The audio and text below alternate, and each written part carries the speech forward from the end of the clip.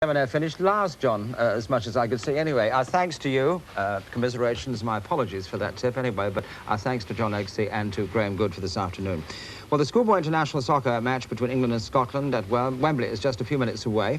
It's from this level under 15s that so many of today's senior stars have emerged, people like Trevor Brooking, Peter Shulton, Kenny Sampson and such, and the man who has helped their progress considerably is a man called Jim Morrow, a headmaster from Northumberland, who has been in charge of the England squad for quite some time, indeed for 12 years, and handles his last game today. Martin Tyler caught up with him during training at Bisham Abbey yesterday.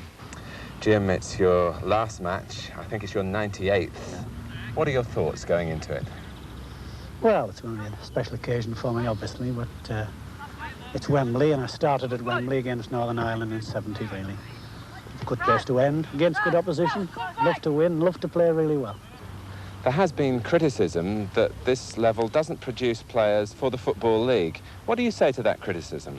Well, it's surprising. I tended to think that, but I've just recently checked through, and I can reel off a list of 50 that are now in first teams that have just played for me in the last 10 years. First teams in the Football League? Yes, in the Football League. So there are a lot of players about. I think it's wrong also that people think because they played for England boys, they're automatically going to make top-class players. That isn't so. You could give any club in the country a chance to pick the best 10 youngsters they want. Free rein to pick them. And not all those 10 would make top-class players. If they got 5, they'd be lucky. Has there been any particular department of the team where you haven't produced league players? Well, surprisingly, goalkeeping. Only one is Peter Shulton, and he was before my time. I worked with him on a summer course a long while ago, but lots of others that we've had where we felt were good goalies. None have come right through to the top. Which do you think was the best year of players? Well, the best sort of success for players, we certainly played well in Munich in '78 with Tommy Caton, but I remember the side with Clive Allen and Wayne Clark and Andy Ritchie, Mike Fillery, players like that. They were an exciting, skillful, smashing side. Sisman, good ball there. Now for Walker. Hit beautifully again. Allen coming in hard on the far side, and somehow the goalkeeper saved it and didn't really know. Micklewhite. This is Hazel. And Allen! It's a freak goal for Clive Allen. But could it be enough to take Queen's Park Rangers to Wembley? England trying to make something of this. The ball coming to Carter. It might come now for Ritchie, and his shot goes in! Now it's time for McNabb to bring it away. He's got Ritchie on that far side. This is Ritchie. Right foot. Oh, what a goal! What a sensational goal by Andy Ritchie. Smith now. Well, I'm sure Jim Morrow would love to go out with a victory, and I think it might be even sweeter if it was against Scotland. Scotland won 2 years ago, and they beat England at the early part of the season in April by 3-0 in Scotland. Let's go live to Wembley now, joining our commentator Martin Tyler, who has with him in the box Ian St John. Thank you, Dickie. And we start with a check then on the two teams. England have Darren Hayes in goal, Alan Spires and 14-year-old Michael Thomas are the fullbacks, Mark Seagraves and Simon Ratcliffe, the captain, in the centre of the defence. Ian Sankey on the right of midfield. Dale Gordon is winning his first cap at number 7. Ian Fairbrother is the centre man in midfield. Darren Beckford, an athletic young striker. Kevin Keane wears number 10, and Tony Dawes is the second new cap in the England side. Scotland have Brian Donaldson in their goal, Brian Nelson and Brian McGee the fullbacks, Ian Robertson alongside John Traynor in the middle of the defence.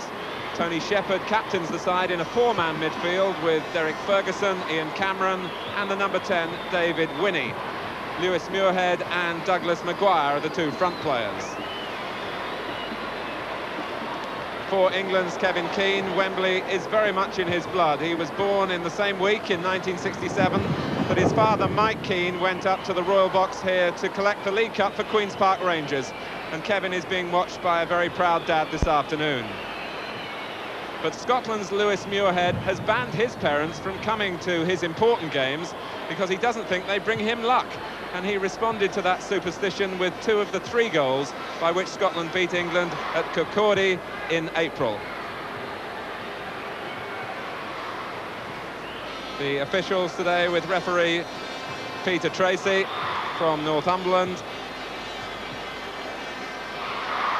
the preliminaries have been completed. The teams were presented to the chief guest here today, who is Jerry Loftus, who retires after 26 years service with independent television in the summer.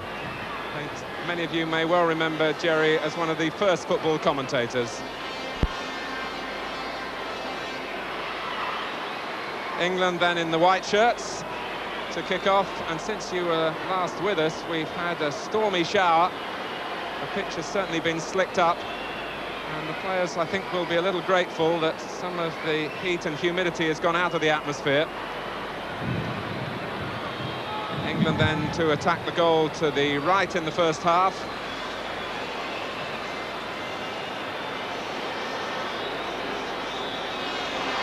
All these boys under 15 on August the 1st last year, and they play 40 minutes each way. And here's Tony Dawes getting an early touch in his first schoolboy international. What a place to start. And the first free kick goes to England.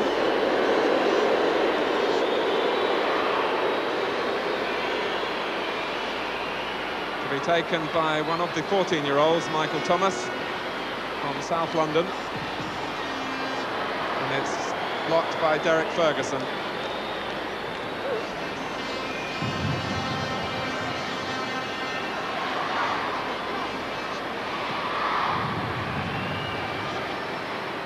Kevin Keane playing on the left-hand side of the midfield for England. Away by Ian Robertson.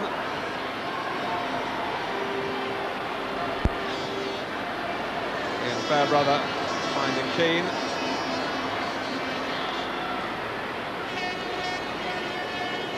England started this season in fine fettle. They won their first 4 internationals, but they've been beaten in the last 3, in which their only goal has been scored by a defender. And for this game, they've left out the 2 youngsters who were the 2 leading scorers up to this match. Scotland, in contrast, started tentatively with a goalless draw against Northern Ireland, but have hit the winning trail since then and come here as holders of this season's Victory Shield, which is the Schoolboys Home International Championship.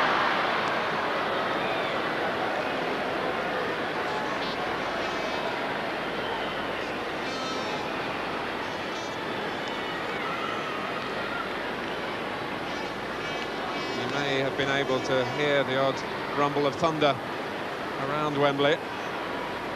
The rain thankfully has eased slightly. The players got drenched when they came out of the tunnel.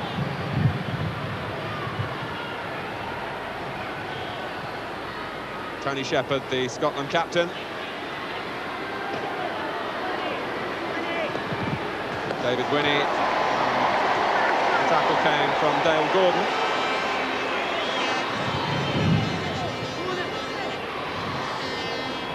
Here's Shepherd. Now Winnie. Number 5 is John Traynor. It was Brian Nelson being urged to play it back by Ian Robertson, but showing enough composure on the ball to keep possession for Scotland, who are beginning to fit tidily into their work. And here's Nelson again. Flash of lightning overhead. England back off Nelson, and the header from Seagraves. Brian Nelson with a run that might have caught Ian St John's eye. That was a lovely little attack there by the young fullback, and you know, at this stage, Mark, when the lightning flashing above the heads, you know, it's not easy conditions to play under. It must be a bit frightening. The header from Ferguson. Here's Darren Beckford. Ferguson again, just sitting in midfield. Derek Ferguson.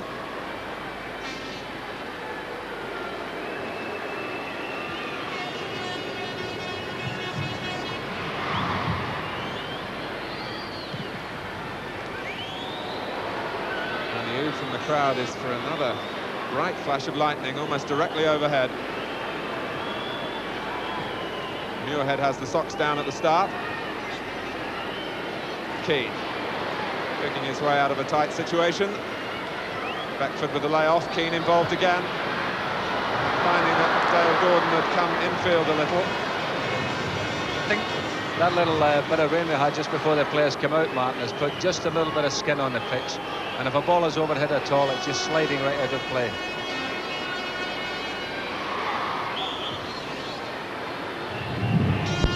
Pushed by Fairbrother.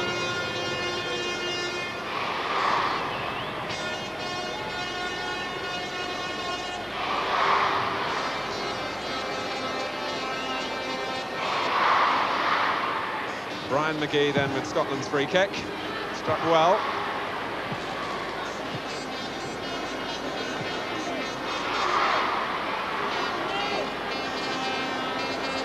Scotland travelled down south on Thursday, and the boys had a chance to have a walk across Wembley yesterday morning. One or two said they were a little disappointed with the quality of the surface.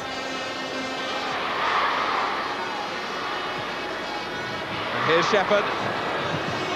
Seagraves came out at him and made the challenge, as Thomas does to Ferguson. The linesman flagging the infringement by Derek Ferguson right under the nose of the official, and the free kick was given to England. Here's Darren Hayes, whose father, George Hayes, played in the Football League for Leicester City and Swansea, amongst other clubs.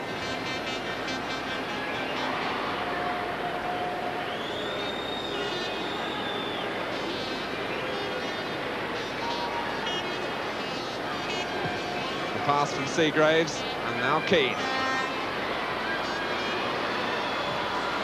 Looking for Beckford, who slipped. Thomas. Working the 1-2 with Keane. Here's Kevin Keane once more. This is Douglas Maguire. And Alan Spires was the defender who went down. Maguire showed too much of the ball for the England captain, Simon Ratcliffe. You know, with it being so warm today, a lot of the young players should try and think about not running with the ball, because that's what kills you. And in this humidity, you know, at the end of 80 minutes, there's a lot of them will have the old socks down, and I think cramp will get to them. What they've got to do under these conditions is try and knock it around, save their legs if they can, especially in the early stages. Shepherd going in bravely with the header. It was Cameron who was looking for Shepherd again. Here's Tony Dawes, who comes from Sheffield, where the district under-15 side won the English Schools Football Association Championship quite recently. And 3 of that Sheffield squad are in this England party.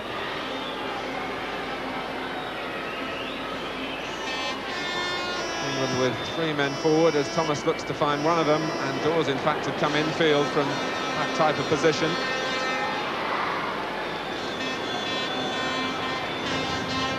Tony Dawes, who attends the Ashley School in Sheffield.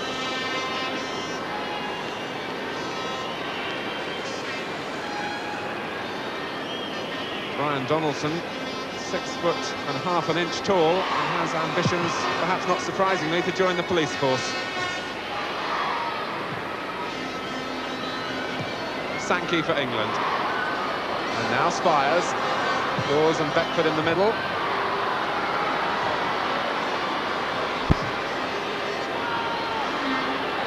Fairbrother. It's Keane beyond the far post, and Shepherd was aware of the danger and covered it well. And a little cushioned header back to the goalkeeper.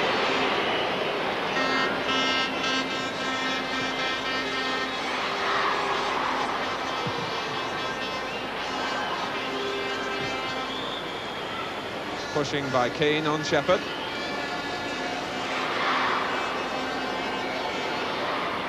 Kevin Keane was a scorer here at Wembley when England beat Holland 7-0 earlier in the season. But they don't expect such an easy passage today. It's the thunder echoes again. Lovely flick from Gordon. Sankey had the strength to hold off Winnie. Gordon is outside him, and he uses Dale Gordon.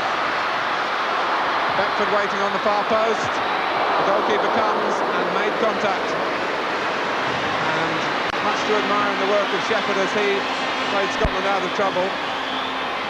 But it was a good combination between Sankey and Dale Gordon in that England attack, which was the most promising we've seen so far.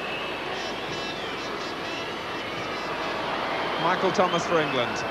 Beckford checking out to make a yard for himself.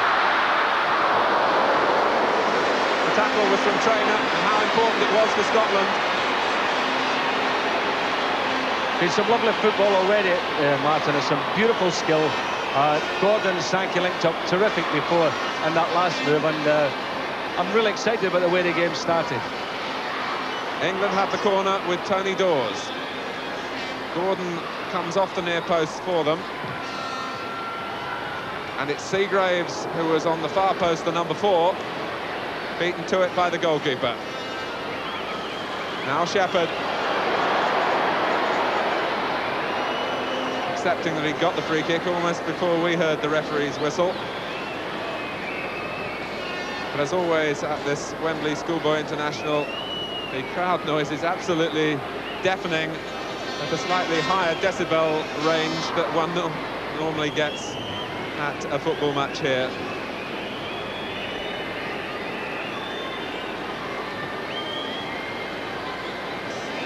Here's Dawes.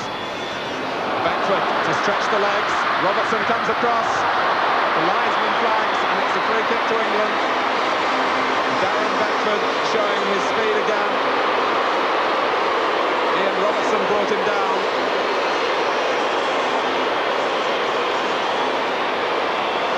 England were practicing their free kicks from just this type of situation out at Bisham Abbey yesterday.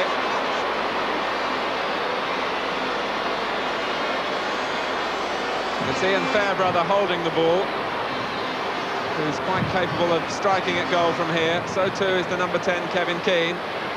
Brian Donaldson in the firing line.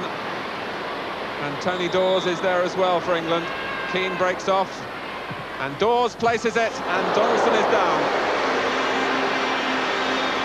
Well, I think they had the right idea, Mark, but just not enough pace in the ball. They could have been doing hitting that a lot harder.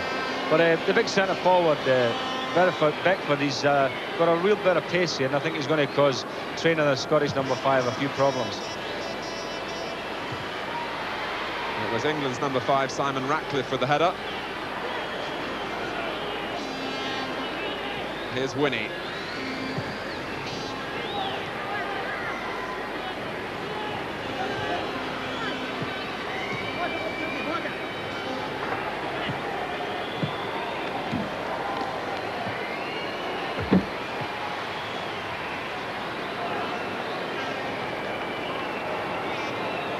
David Winnie with the throw. Here's Gordon. Tackle came in quickly from Brian McGee. Shake of the head from Lewis Muirhead. Seagraves wanted to get forward, and the referee might have played an advantage then. He's given a free kick to Scotland, although Muirhead had taken the ball clear and was in a position to threaten England. Scotland are sending their centre-half Traynor beyond the far post. Same for Muirhead, and a fine header out from Ratcliffe, who's got a blow in the face in doing it, and is just staying down at the moment.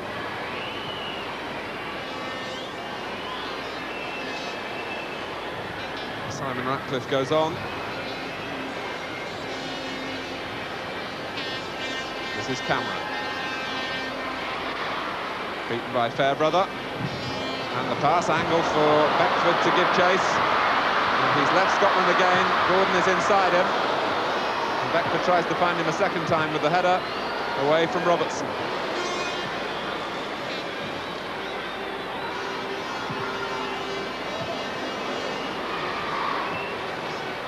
Well, Brian Nelson had committed himself then with Kevin Keane unmarked behind him. But fortune favoured the Scotland right back, and he makes the header then.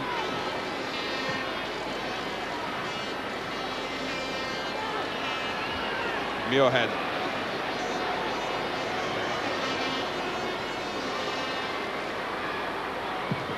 Hit by Maguire, who got good power from some 30 yards. Cutting in onto his right foot.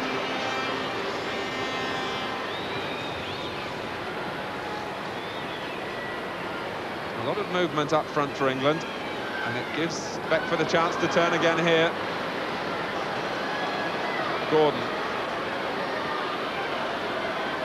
taking it from Spires. Half stopped by McGee. Now Sankey.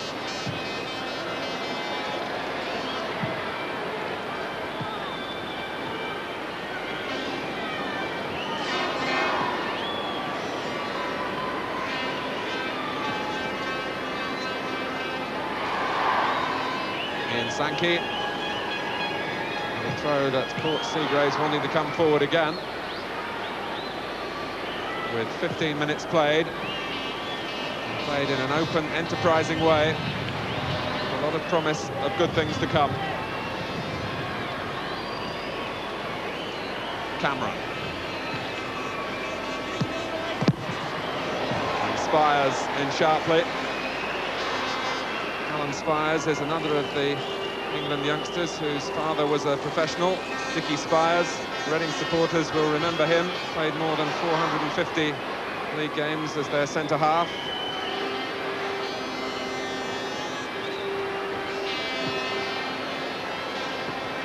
Muirhead against Ratcliffe.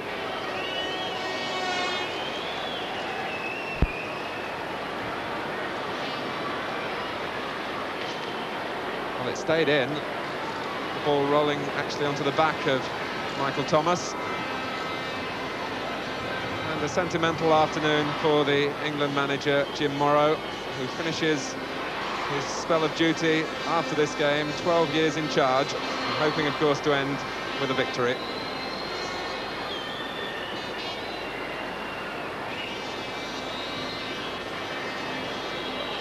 The whistle has gone. The ball was out of play.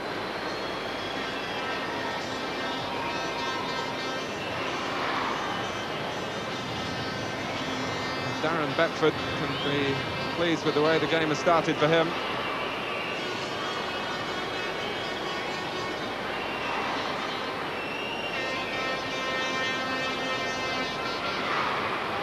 Shepherd. Maguire. But he was penalised for raising his foot as he went in on Alan Spires.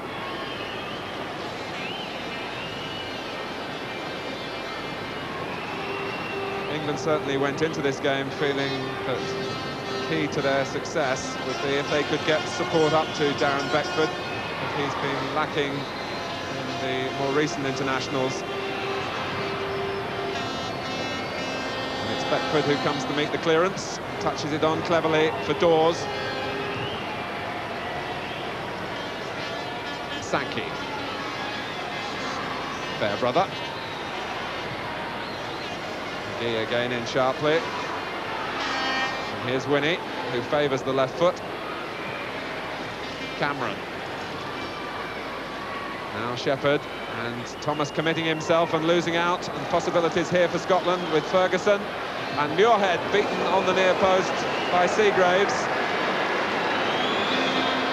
Nice little move that by Scotland, moving up on the right-hand side there. And Ferguson, it was a good ball, but Muirhead was just a little bit behind the defender and going for it, Martin. I think if he'd have gone just a yard earlier, he could have got across the front of him and been first to the ball. It's Ian Cameron with the corner, in towards Winnie. Then Maguire getting a touch, then Keane for England. And Sankey prodding it out for Beckford. This is Ian Robertson. Showing plenty of composure on the ball and ambition too. You know, every year I see the schoolboys play, man, Scotland always seem to have a little red-headed defender who stands out, and here's another one in the same mould. It looks to me to be a well-composed little player, and tidies everything up at the back, but showed a bit of ingenuity there coming forward and having that shot.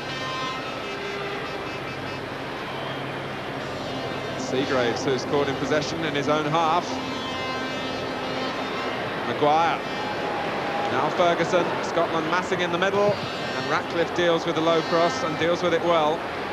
Well, we're certainly, and I say we there, sorry, Matt, Scotland is certainly getting a bit of room over on that right-hand side of the field, and Ferguson there, I felt could possibly have done a little better. He just sort of hammered it low he might have picked somebody out.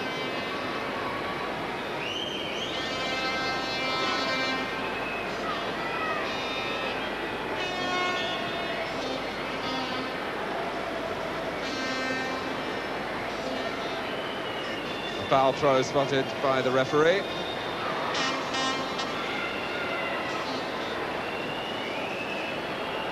When the two teams met in April, England didn't cope particularly well with what was a hard, bumpy surface at Kirkcaldy. I hope I said that right, Ian. You get it right before the match is over, Martin. But there's a fine surface for the youngsters here. In from Maguire. And then Fairbrother.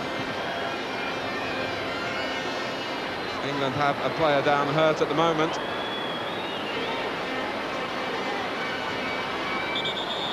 I think it's Simon Ratcliffe.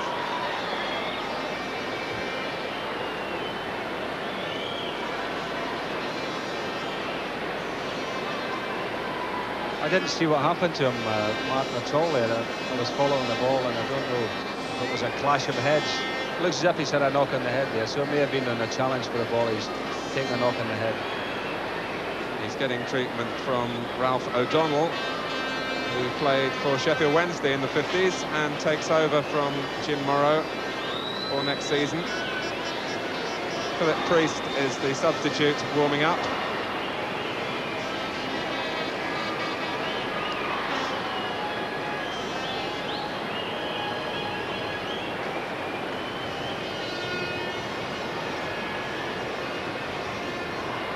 Simon Ratcliffe was on the receiving end of that collision with Lewis Muirhead.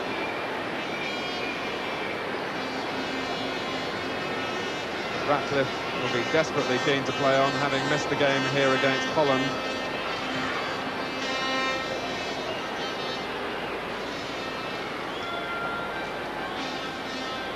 Shepherd then for Scotland.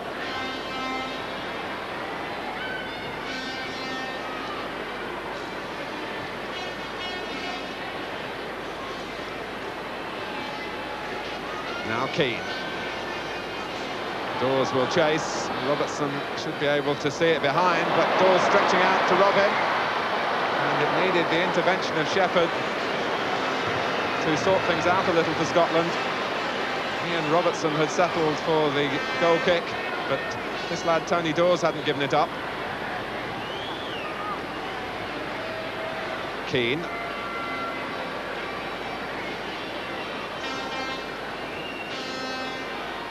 Seagraves, the covering player, and England a little slow coming back and getting caught offside.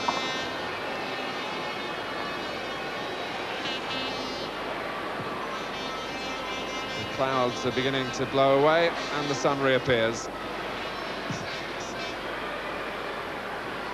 Ratcliffe's header drops though for Douglas Maguire.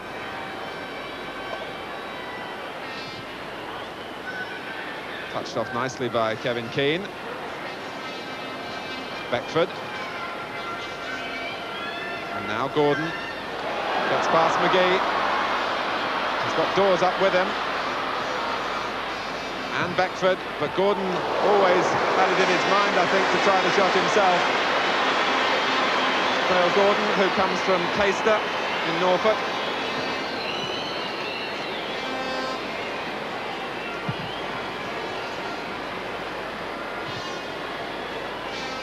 Sankey. And now David Winnie for Scotland.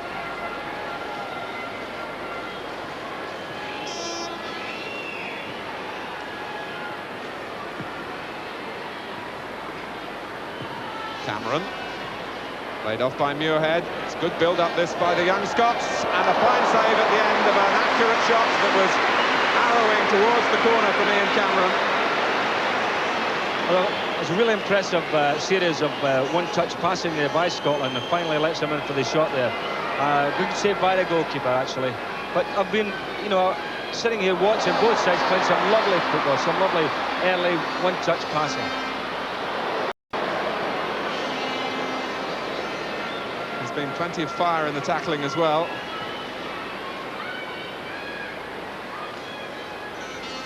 Thomas. Beckford slipped and recovered.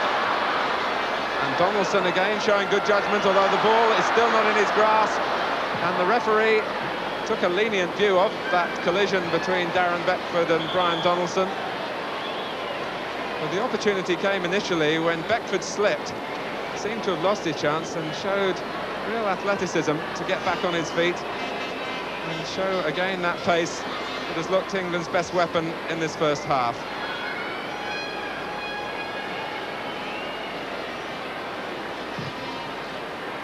Spires with a long free kick. Collected by Fairbrother. Ratcliffe. And the linesman flags Tony Dawes offside. But Ratcliffe, I think, Ian, had done the right thing. Well, yeah, I mean, as far as I'm concerned, Ratcliffe was onside. He played the ball, and which is always a good tactic when defenders run at you, is to play the ball and go yourself. Now, he beat the offside trap, but Dawes was too slow in coming out. Now, if Dawes had carried on running towards the halfway line, well, there you are, you know, Ratcliffe would have gone on and scored. Beckford wins it back for England. But Brian Nelson, not for the first time in this first half, showed a touch of composure with a back heel.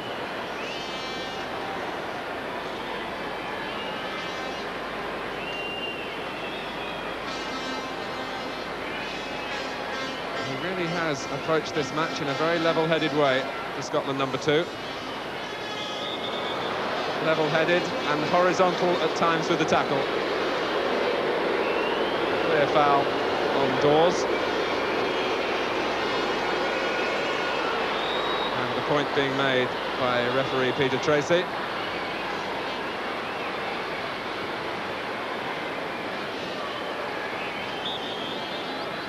Michael Thomas then.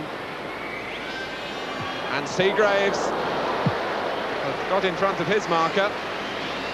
That was a bit of a chance there, really, Martin. You know, he should have done much better than that. He's a really big lad, this. He must be a 6-footer. And he got above everybody and nodded it over the top. He should really have, you know, made sure he got over it and nodded it down. I see, by the way, he's on schoolboy forms with Liverpool. They wouldn't be too happy with headers like that from defenders.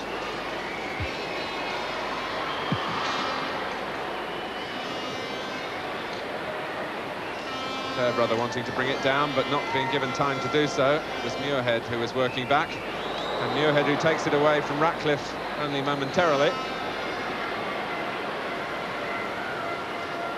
A nice dummy thrown by Michael Thomas.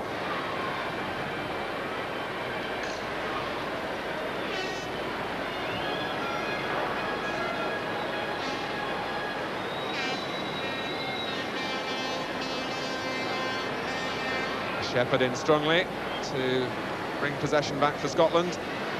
This is Ferguson.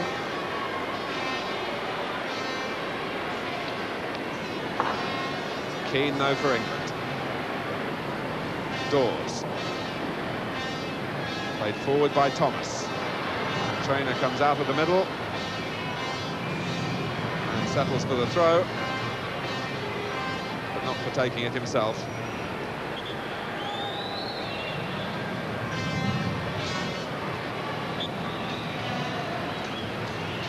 Sure, many viewers remember the game here between these two sides 2 years ago when Scotland won by 5 goals to 4.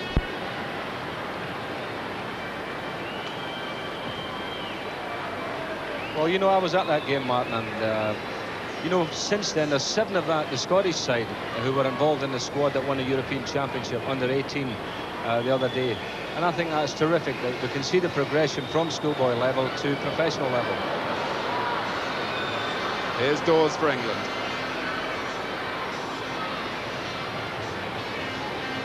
Nelson, the defender, making life difficult for him. Scotland getting men around the ball well, and Shepherd finding the back pass ahead of Beckford.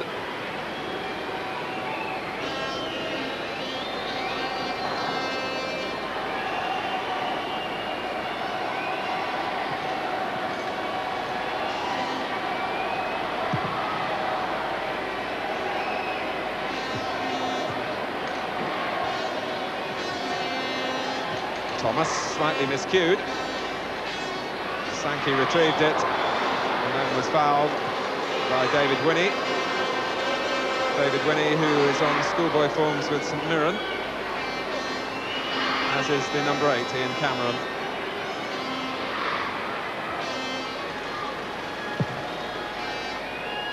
Beckford showing well, but not matching it with his control.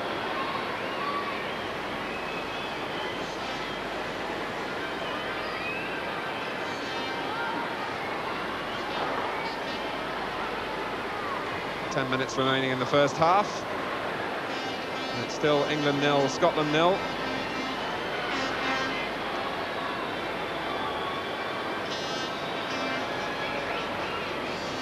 The prize at the end of the game, the Dentine Trophy, which England have never won. This is the 3rd year for which it's been competed.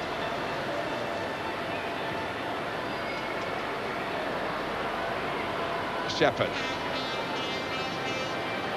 Now Muirhead for Maguire.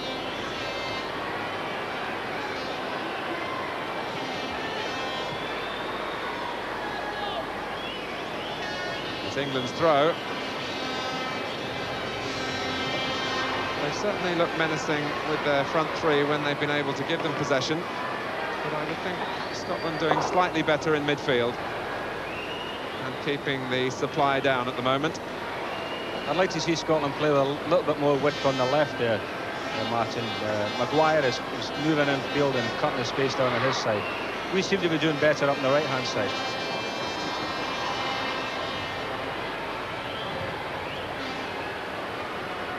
Cameron. In from McGee. Cameron. The 1-2 with Shepherd. We've already seen Ian Cameron hit one. That brought the best save so far from Darren Hayes. This time it's Maguire. And it just shaved the outside of the post. Well, I was saying about this lad that he wasn't playing down the left. It may well be that he's got a roving commission. He hit that one with his right foot. And another fine save by the goalkeeper. So it looks as if he's quite lethal on his right-hand side, man, and it may well be that he doesn't fancy down the left, you know, and keeps pushing it to come onto his right foot. Just brushing off the fingertips of Hayes onto the post and behind for the corner. And the goalkeeper comes here and makes a good catch under pressure.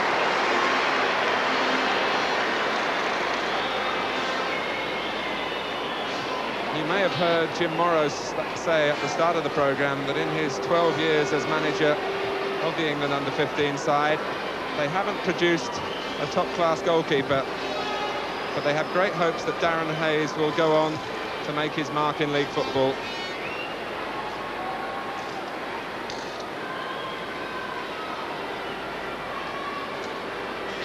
Here's Shepherd. Now Muirhead. Maguire this time finding himself on the left. Spire's just allowed to hold Scotland up for a moment, but it is only for a moment. Muirhead finding the ball tangled under his own feet. Just to take up your point, Ian, about the way Scotland are going forward, I know at the start of the game they were very conscious that the number 7, Derek Ferguson, should do a fair share of work in midfield, which really only leaves the 2 of them up front. And that is probably why Douglas Maguire is having to rove a little. Well, that could be the case. But, you know, I like to see the youngsters. I mean, England are playing with white men. I like to see them playing to get a bit of width. And this is Ferguson, but he had a man wide who was the fullback, Brian Nelson, and not to go infield, which was the wrong decision.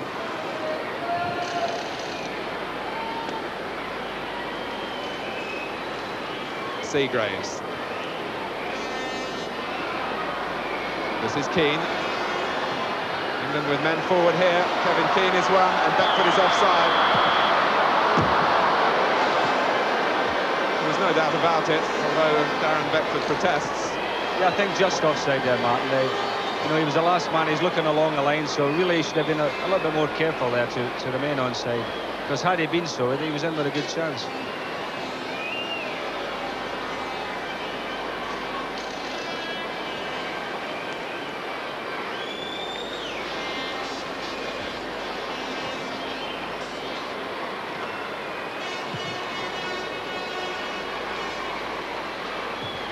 Ratcliffe above Muirhead.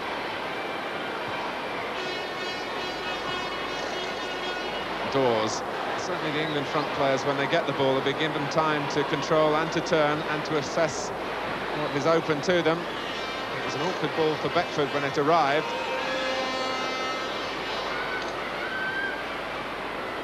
Trainer. Shepherd. And Ferguson, when he looks up, will see Muirhead ahead of him, who was offside, not Brian Nelson, the player who arrived on the ball. Now that's the kind of decision that annoys me, Mark. I think that the linesman put his flag up for the centre forward being offside. Now the ball has not been played to him, it's been played wide to the overlapping fullback who was miles onside. And I think linesmen have got to look at that and say, well, he's not interfering with play in the middle. The ball's been played wide to a man who is onside. I don't know why they put the flags up and stop the move. The referee, of course, has the right to overrule the flag, but so often they do go as soon as the flag is raised, the whistle is blown, as it was then. Although the referee might, of course, argue that Muirhead in the centre was interfering with the play. But at the other end, the ball is out of play from the attempted cross from Tony Dawes.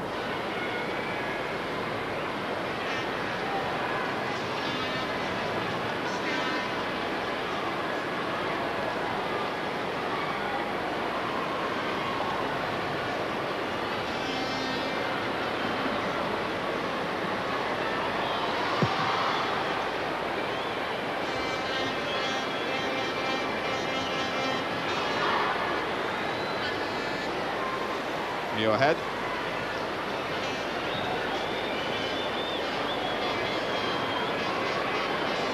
Tim Morrow wanting to get the ball back in play quickly.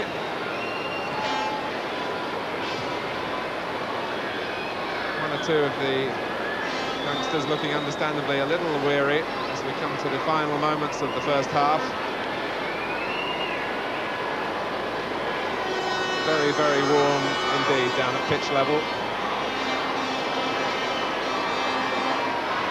Free kick to Scotland, taken by John Trainer, flicked on by Shepherd, out from Seagraves.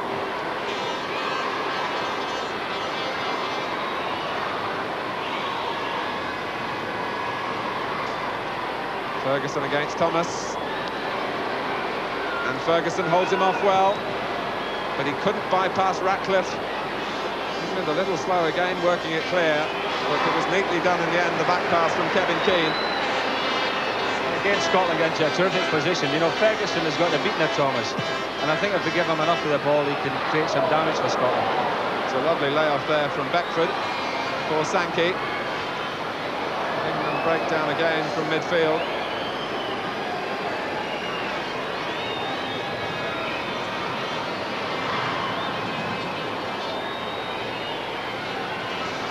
Michael Thomas has had a testing first half when Derek Ferguson has got forward down his flank.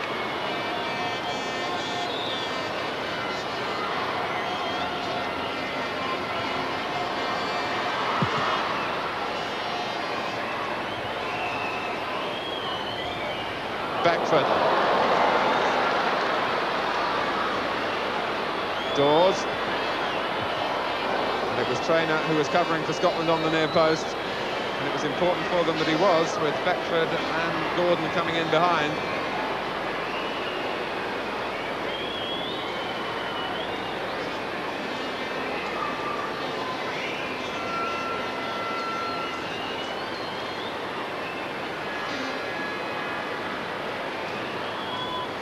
Shepherd responding to the back heel from Ferguson, and responding with strength and purpose too.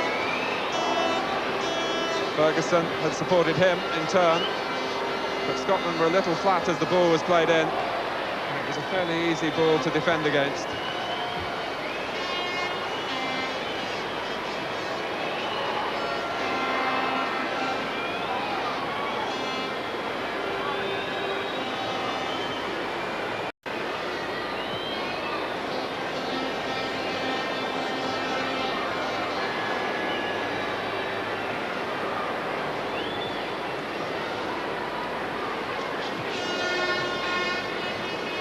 McGee.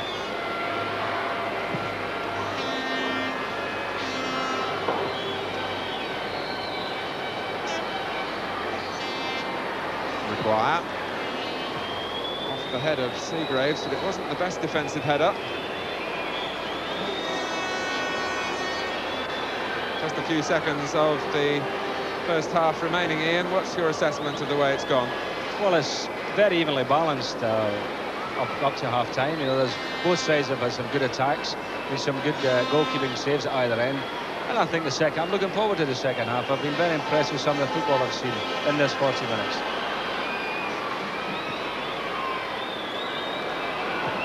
Perhaps one last attack from England in time added on for the stoppage for the injury to Simon Ratcliffe. But Nelson defends well against Dawes. And Shepherd launching himself on one of those probing runs again. But Thomas was covering Ferguson.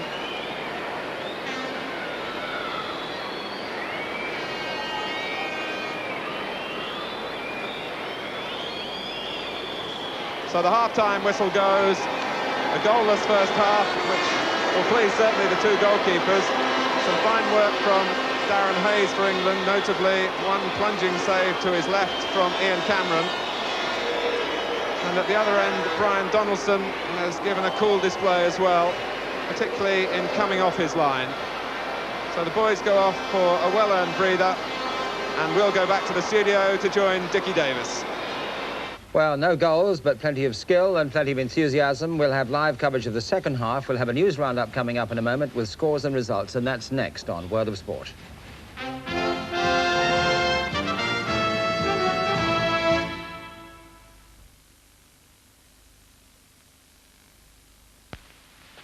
When your husband's away, it's such a comfort to have the dog around to take care of you. Good night, boy. Show him how grateful you are.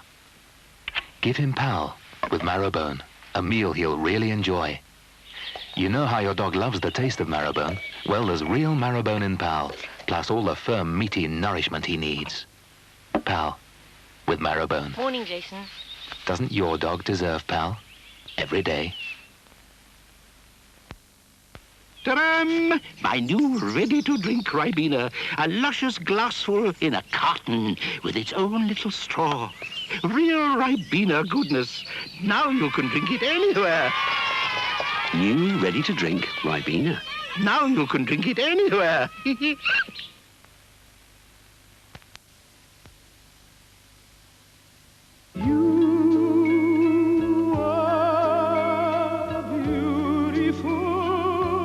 The most beautiful tan under the sun starts with Ambre Solaire. It helps protect and moisturize your skin until it's the beautiful color that's become famous all over the world. Ambre Solaire, the most beautiful tan under the sun. Hey, know how they make Kellogg's Frosties frosty? Follow me. Haha, a tiger nut to show us around. We take vitamin-enriched flakes of corn along to the Frostomaton. Oh no! Where they get that delicious sugar frosting all over. And this is where we taste them. They're great! Kellogg's Frosties. I'd rather eat one than be one.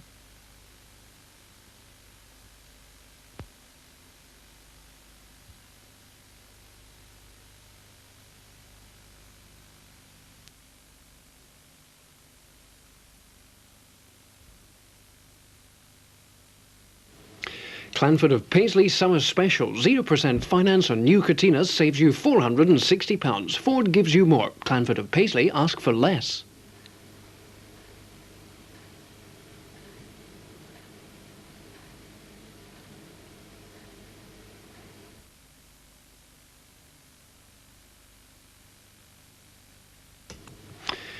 Well, for those of you who've been enjoying our football today, England versus Scotland at the schoolboy level, we'll be pleased to know that it's time for us now to go back to World of Sport for the whole of the second half and join Dickie Davis.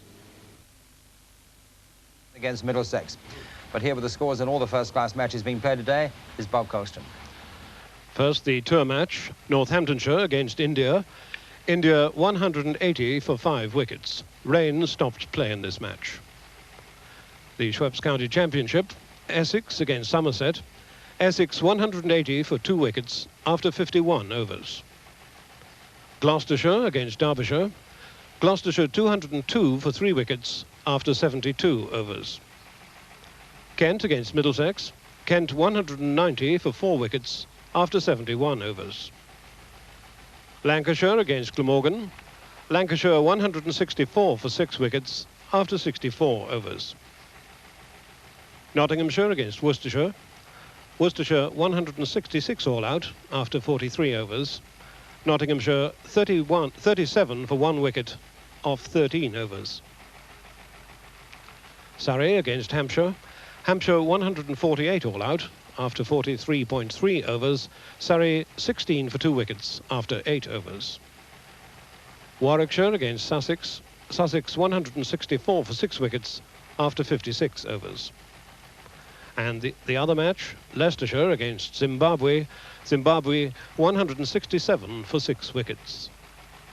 Lawn tennis, and Martina Navratilova has taken the French singles title in Paris. The Czech-born Miss Navratilova cruised to victory over America's Andrea Jaeger 7-6, 6-1, and then strongly denied charges from Miss Jaeger that she had been coached from the sidelines during the match.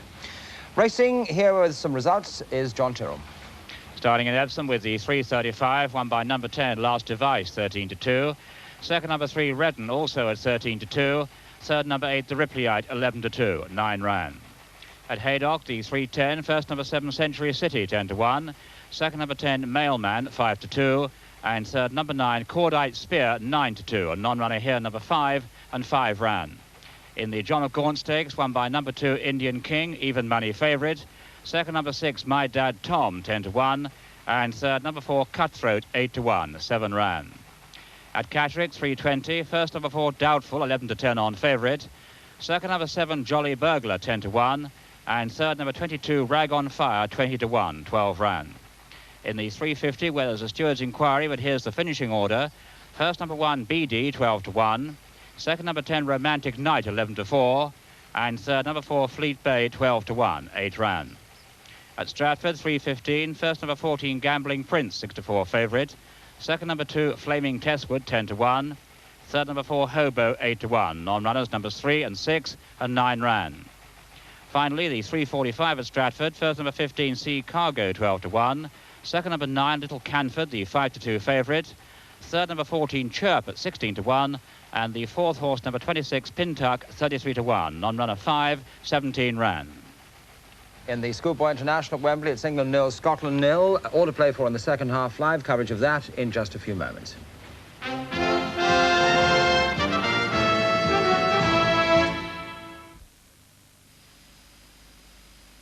Now, birds have taken the tangy, natural taste of yogurt and whirled it into the most exciting new dessert-tasting years. New Bird's Yogurt Whirl. Just whisk into cold milk. In minutes, it's ready to serve. In 4 zingy fruit flavors, it's the kind of soft, creamy, smooth dessert you know your family love. That tangy yogurt taste makes a world of difference. New Bird's Yogurt Whirl. There are lots of quick snacks and appetizing packs, but they go too fast. If you want your snack to last, choose the Twin Twix pack. The longer-lasting snack, crunchy shortcake twice, tasty caramel twice, covered in smooth milk chocolate so nice. It's a snack that's really lasting. That's Twix, tasty filling, hunger blasting. That's Twix, so go for the pack with the longer-lasting snack. That's Twix, the longer-lasting snack.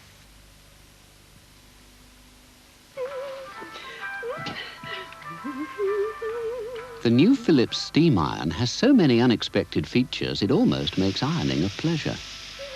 Oh, there we are, dear. Right, I'm off. Oh, shall I just run the iron over your... No, I'm late already. Bye-bye, dear. All right, dear. Bye-bye. Oh, Ethel! The new Philips steam iron. It almost makes ironing bearable. He stays on his feet, man, while skating the street, man. Because he eats his meat, man. Spam, chop, pork, and ham. It's 90% meat, man. Wouldn't a day away do you the world of good?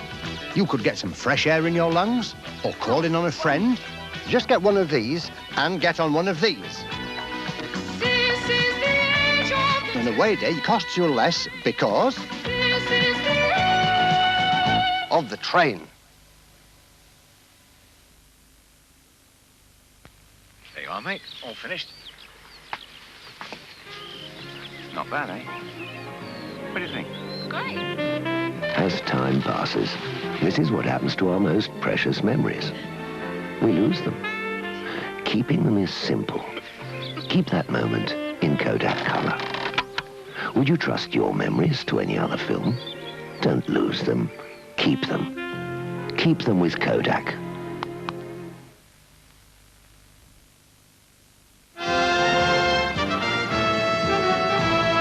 Welcome back. I have some more lawn tennis news for you. I told you that Martina Navratilova had taken the French singles title. Well, over here in Britain, Anne Hobbs won the women's title in the Greater Manchester Open.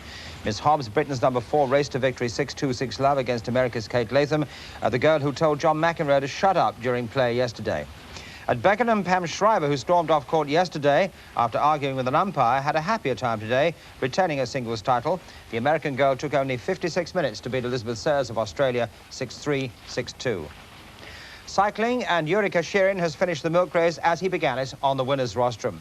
The 23-year-old Russian, who also won in 1979, led throughout the 1100 miles marathon and out-sprinted the field to take the final stage honours in Blackpool this afternoon. Kashirin, who took the first stage in Payton 2 weeks ago, becomes the first man to win the race twice since the Dutchman Fedor van Hertog in 1971. Russia filled the top 3 places overall, with Britain's Bob Downs 4th, but their celebrations were dampened when Sergei Kadatsky hit a car and was taken to hospital with head injuries. Russia also took the team award and 4 other classifications. Let me just remind you at half-time at Wembley, it's England 0, Scotland 0. Let's go back live now for the second half, rejoining Martin Tyler and Ian St John. Welcome back to Wembley. The band is still playing. The players are still down in the dressing room, and the crowd are basking in the sunshine. One or two of them would have got a little wet, I think, earlier in the afternoon, but the thundery showers seem to have passed for the time being anyway. No goals, as Dickie was saying, in an interesting first half. But I think, according to the records, there's never been a goalless draw in a schoolboy international at Wembley. So the omens are that we may get some goals in the second half. And certainly there's been enough quality in the 2 respective forward lines to suggest that that may be the case. But one player, Ian, who impressed me in the first half was the Scotland right back, Brian Nelson, and I think you've got a theory about that. Well, I've got a theory about fullbacks at schoolboy level, Martin. Schoolboys always play against wingers because that's the way they play at school, and I think it's a good way of playing. And I think schoolmasters should always encourage teams to play with wingers, which means that you've got fullbacks to play against them. And I think that the lads who are playing fullback have got somebody who they're marking. They've got to learn how to tackle, and they've got to learn to do the right back job. And then as a progress in football, we seem to do away with wingers. You know, even Ron Greenwood has done away with them. And they now find themselves, when they're 18, 19, playing in football with nobody to mark. So they then have to develop another way of playing. But I always think that when I see them at 15-year-old, that we've got some very good fullbacks. What about the goalkeepers? Because the England team manager, Jim Morrow, was saying somewhat ruefully that since Peter Shilton, which was, I think, in the late 60s in the England 15 goal, they haven't produced since then a top-class goalkeeper who's gone on to make a name for himself in league football. Well, I think that's understandable, because if you're picking the best goalkeeper at this age group, you obviously go for the big fellow. I mean, you're not going to pick a 4'11" goalkeeper. So you pick the 6-footer, he's in goal, but all the other kids, the other good young goalkeepers start bypassing them as they get a little bit older, you know, 17, 18, they start growing, filling out, and then it's down to ability then. And I mean, I'm not surprised that goalkeepers, 15-year-old goalkeepers, don't make it. It's Scotland who come out first. They have plenty of support here in England, quickly behind them.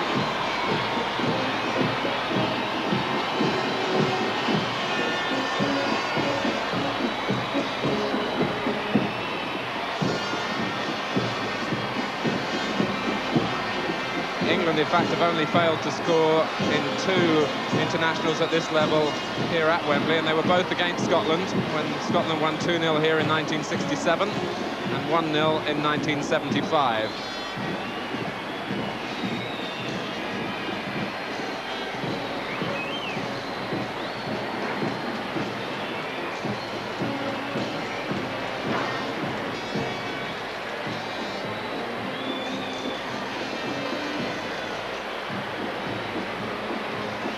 there is Brian Nelson, who we were talking about a moment or two earlier. He's on schoolboy forms with Celtic. Comes from Glasgow.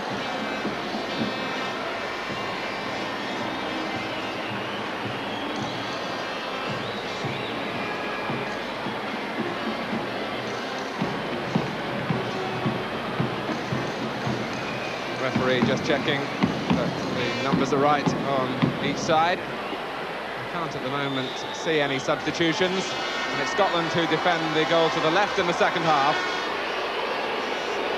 which they start with a back pass to Brian Donaldson. The route forward is with Brian Nelson. Muirhead, who's been kept fairly well in check by England thus far.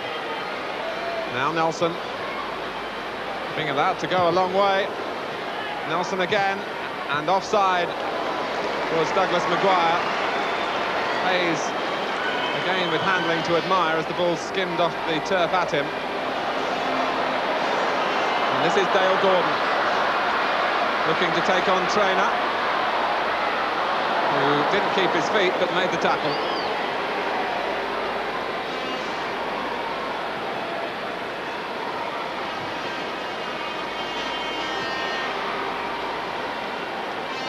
Seagraves turning it back to Darren Hayes.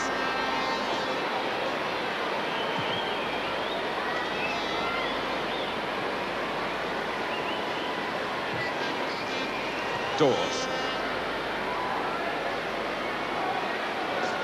Thomas. Keane being harassed by Shepherd unfairly.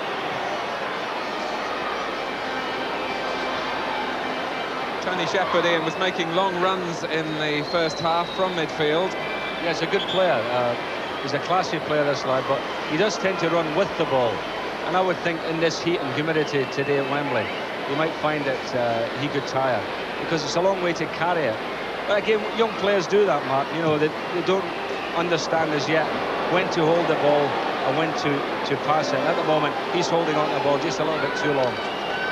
And young players at this level, of course, are always prone to the sort of mistake there we saw from Michael Thomas, mishitting his attempted free kick that went straight out of play.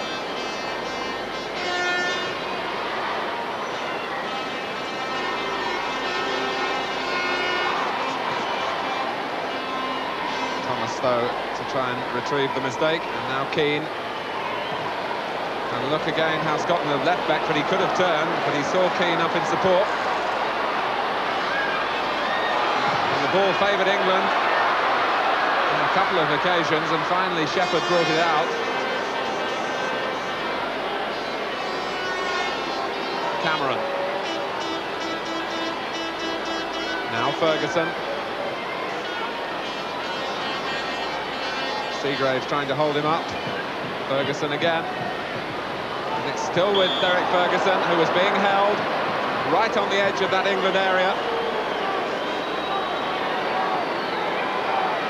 He twisted this way and that to look for a shooting opening himself, and finally England in their desperation fouled him.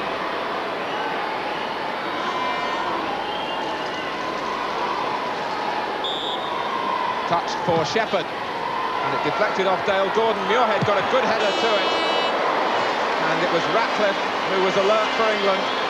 A really dangerous moment there, Ian. Well, Muirhead's a bit annoyed that none of the other Scottish players followed up, and I think he's quite right there. He did well, followed up the ricochet, and you look as he nodded it back there, it was only white jerseys, there was no blues following in. Dawes holding off Robertson. He's got Beckford a little slow getting up alongside him, and he was going the solo route. Tony Dawes finishing with a shot of power. But good goalkeeping again from Brian Donaldson to stop it and hang on.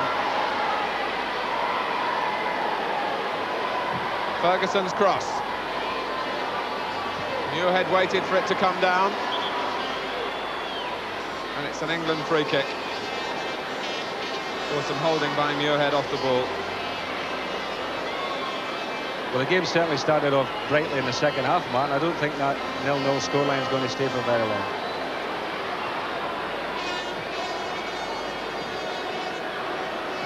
Keane. Dawes losing Nelson, who got back at him with determination.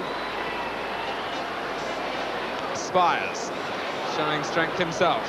Here's Dawes, and he was looking to play it first time for Beckford in the middle, and you could see him offer the hand of apology.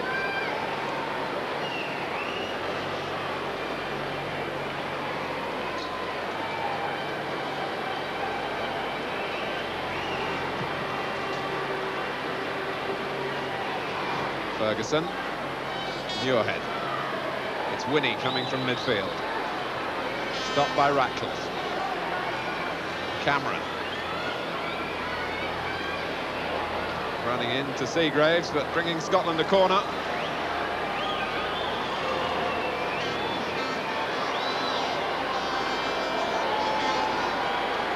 Michael Thomas taking his station on the near post. Trainers come well up, but it never bypassed the head of Sankey.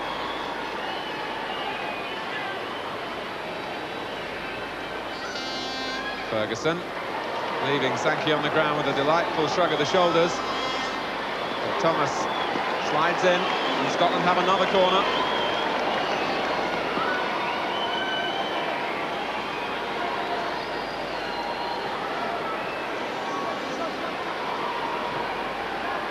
And this time it's worked short to Nelson.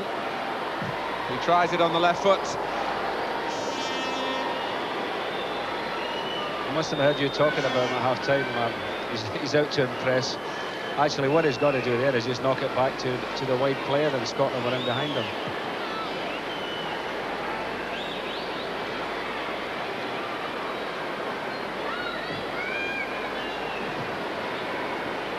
Here's Keane. Dawes took a late tackle. And he's down holding the back of his left calf.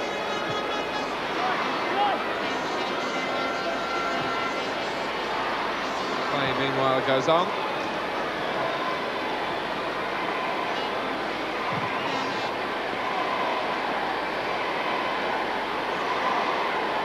Dawes is back on his feet.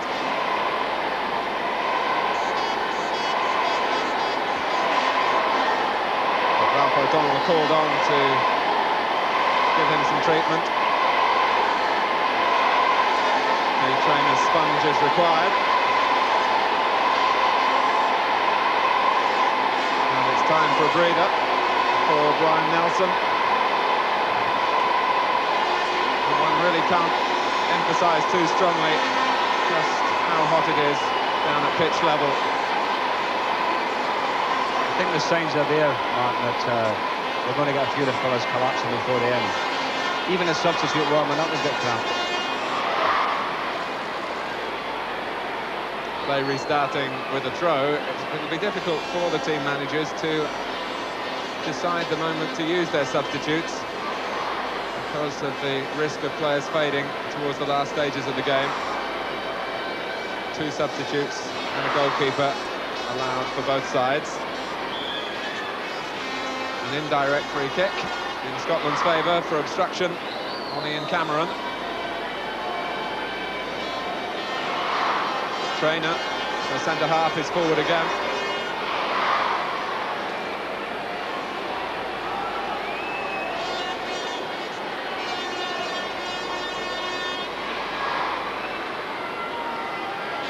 Taken by Shepherd, and it needed the fingertips of Darren Hayes.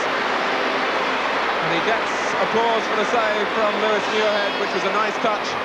Well, that free kick was hit a little bit harder than the last one. Remember I'd said before he should have hit the last one with a bit more pace. Well, that time from further out he had to do it. And it was a pity for Scotland that it was straight at the goalkeeper.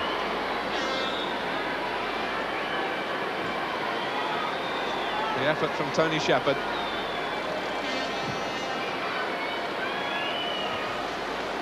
Seagraves climbed well for England. Fairbrother helped it forward. England are pushing out. Scotland are trying to get back on side. And Ian Robertson finds Kevin Keane.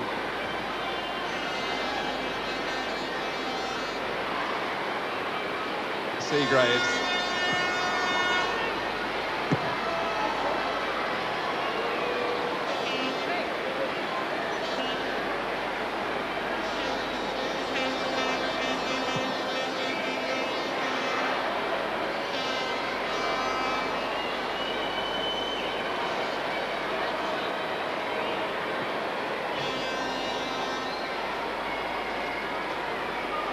England's throw again with half an hour remaining.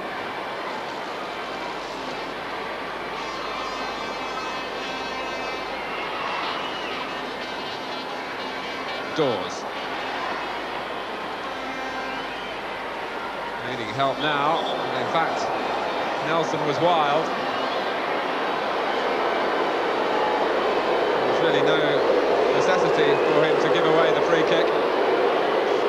Dawes was backed into a tight enough corner anyway, and England perhaps have an opportunity here that they can exploit.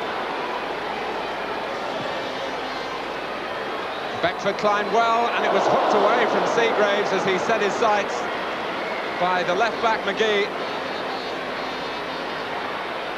And in staying down, he played England onside, but the cross went straight to the goalkeeper. What a fabulous save that was by McGee. You know, he just hooked it away there as the big fellow, Shepherd was coming. Was it Shepherd?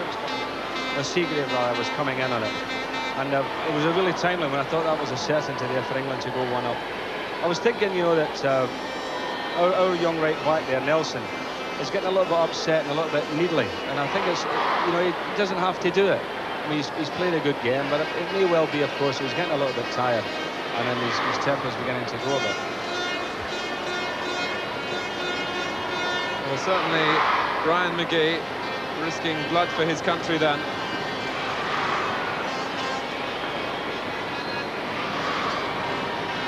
But as you say, Ian, the danger for Scotland came from a free kick that was given away quite unnecessarily by Brian Nelson here. Well, he's in talking terms now but with Dawes, but the two of them have been having a good little battle throughout this game, and in the second half Dawes, I think, may just be getting on top of him.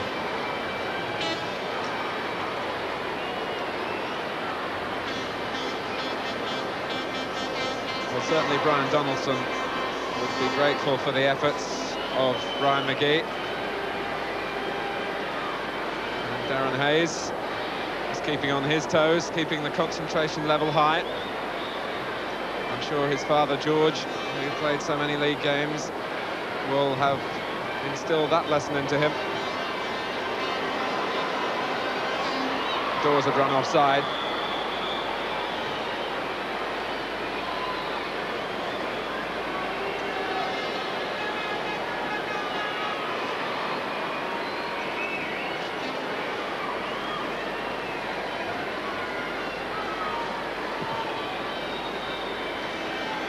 Shepherd well forward, actually came off Ratcliffe. Shepherd prepared to try his luck. Cameron looking to play inside the fullback. Ferguson was prepared to chase it, but Seagraves came across and covered sufficiently well.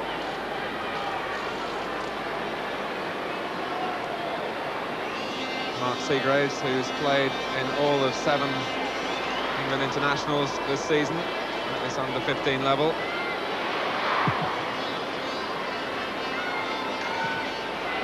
Dawes. Keane. Nelson prepared to pick his pass. Came off Spires, but was enough to fool Muirhead, who had gone in behind him. And 1 or 2 tired efforts now from the Scotland players. McGee. Muirhead running well, but was looking for an ambitious layoff in the direction of Maguire. I would think Muirhead has modelled himself on Kenny Dalglish, Martin. When I look at him, the way he runs and the way he tries to play his football, I would think, I mean, I don't know that, I haven't spoke to the boy, but I think he tries to model himself on Dalglish. Well, this ball given away by Keane, taken up by Ferguson, and here's Shepherd. Now possibilities for Scotland, who are arriving in the middle. Now Shepherd, it's opened all the way up for him, and all he needed to do really was keep it down. Well, it's a fabulous run by Anthony Shepherd. He's the same before, he's a very, very good player and runs well with the ball. Jinked inside there, lovely, then carried it on until the whole thing opened up for him, and his final shot, of course, he got underneath it and lashed it over, but very impressive. All that was missing was the finish.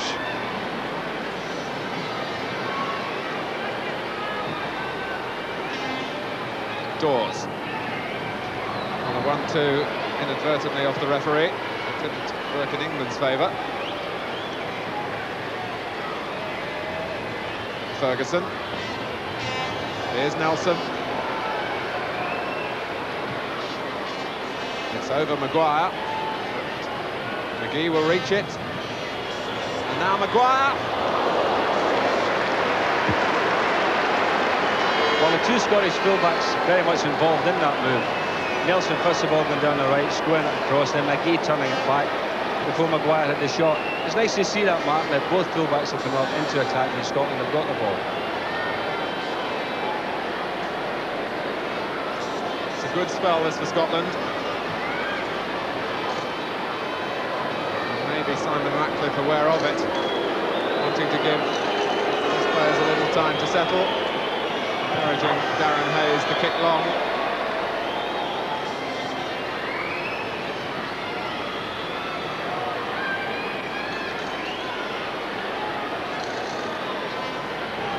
Nelson, who goes forward again. And now he does need help. And got it from Shepherd, who had to hold off Keane. And a cross that caused all sorts of problems for England, played in behind them, and it was Ian Sankey tracking back who conceded the corner.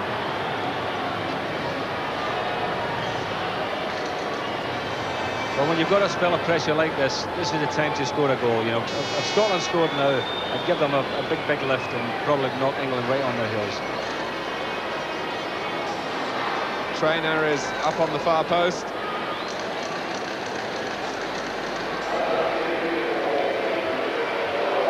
Maguire will take the corner. England are making a substitution. Phil Priest comes on for Kevin Keane to try and put some fresh legs into midfield. Keane has been run ragged really recently by Tony Shepherd.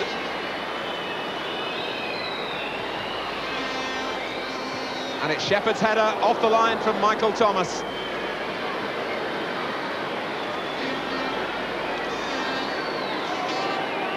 Scotland close again.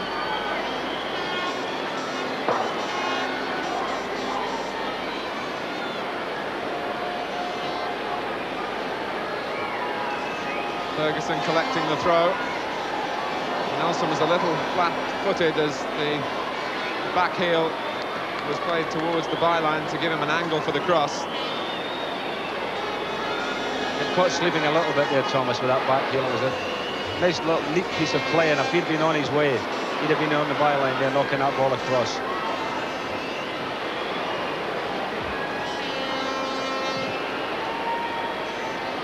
McGee.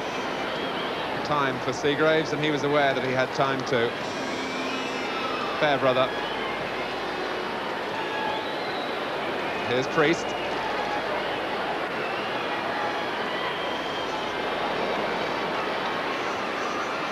On from Sankey, who seemed to be taken after the ball had gone by McGee.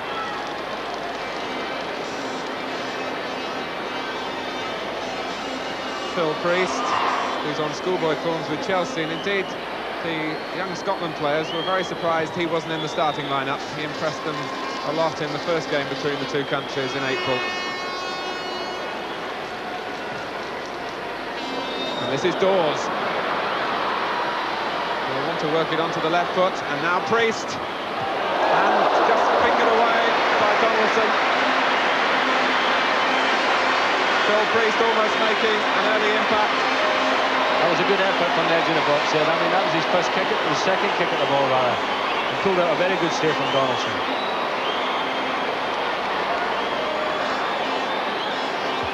And England, having been under the collar for a few minutes,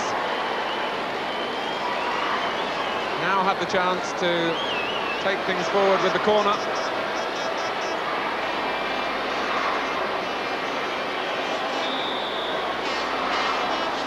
To be taken by Dawes. Seagraves. Got direction, but not the power.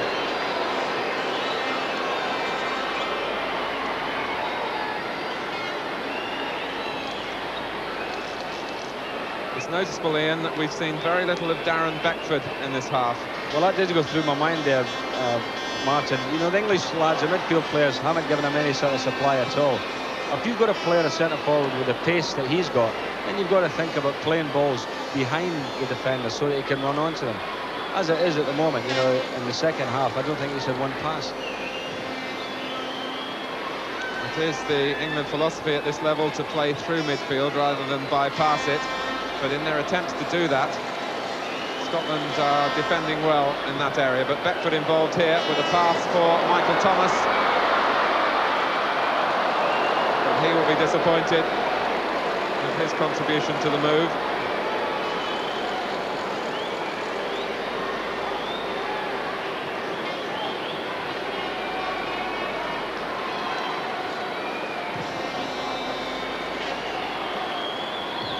Priest.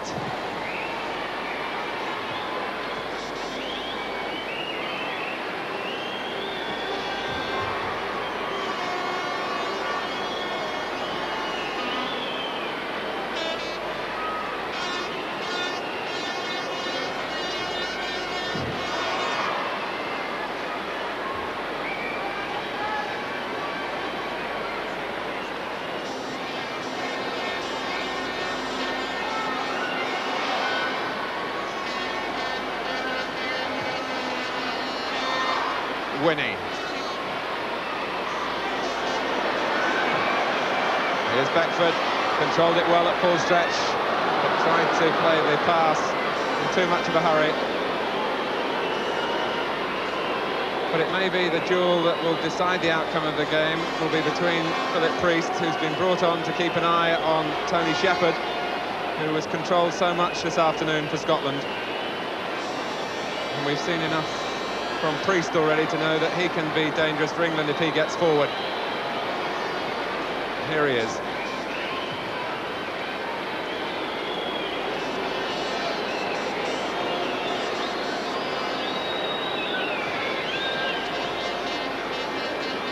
Fairbrother.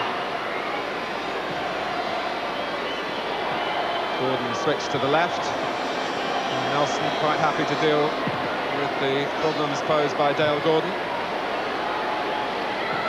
But now Beckford. Trainer up to the safety.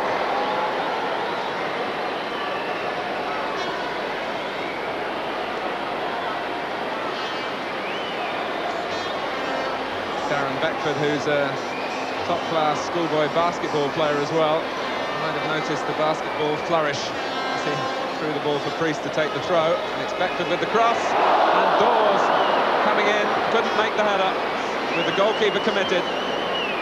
Well, I'm not too sure if the goalkeeper just didn't get a little touch on that ball to deflect it from Beckford. In fact, I think he might just have done that, Martin. It was a terrific save if he did get a touch. He certainly shook the left hand as though he might have made contact. Priest, though, for England. Fairbrother, a fine ball for Dale Gordon. Priest is inside him. But Gordon seeing glory for himself or for Beckford. Off the line, the best chance England have had. It only needed a solid shot from Darren Beckford. Free kick to England, Ian. Well, that was McGee to the rescue again, Martin. That's twice that it's been timely interventions. He did terrific here, the big lad. And that was an open goal. And there was McGee to knock it off the line. So Beckford obviously a little bit disappointed he never scored with that one. I must say Gordon did the right thing by squaring a ball to him. So England have the free kick to be taken by Priest. Beckford waits. Trainer misses his kick.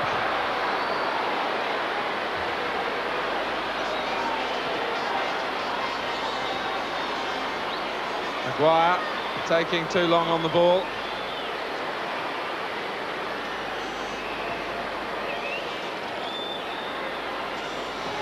Seagraves.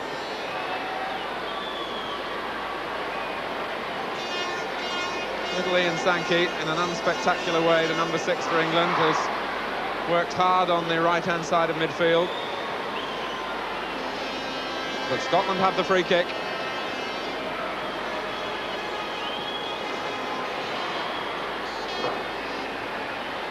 Shepherd. Priest sticking to him, and a tackle that will have done England hearts good. Dale Gordon will be encouraged by the chance he set up a moment or two ago. Dawes. Just once or twice it's been over-ambitious, over-elaborate. A flick or an attempted flick when a straightforward side foot pass would have done the trick.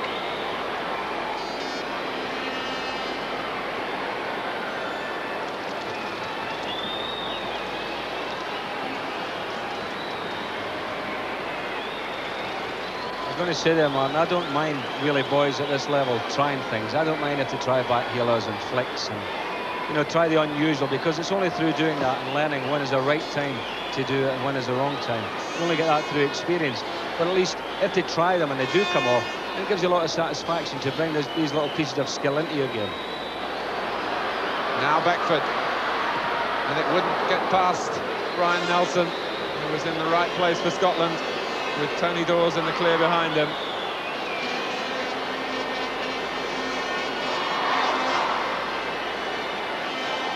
And Scotland are warming up Gary Riddle.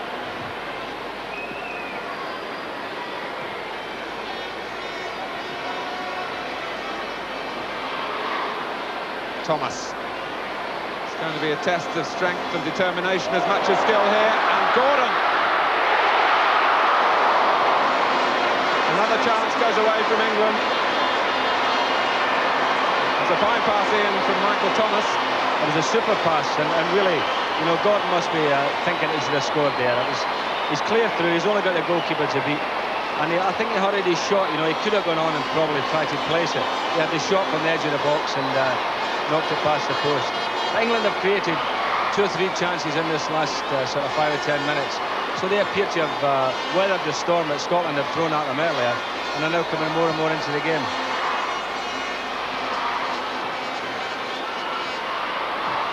Ferguson, and this is Muirhead. Hayes is committed, and when he looked round he found the ball rolling straight at him.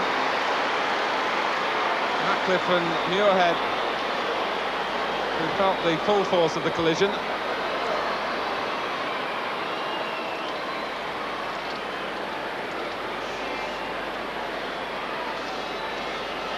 Shepherd. And the referee now calling a halt so that both Lewis Muirhead and Simon Ratcliffe can receive attention from their trainers.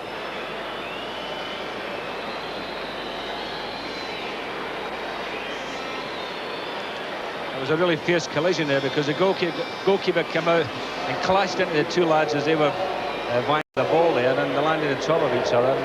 And probably just winded more than anything. Meanwhile, Scotland have made a substitution. Gary Riddle, wearing number 12, has come on for David Winnie.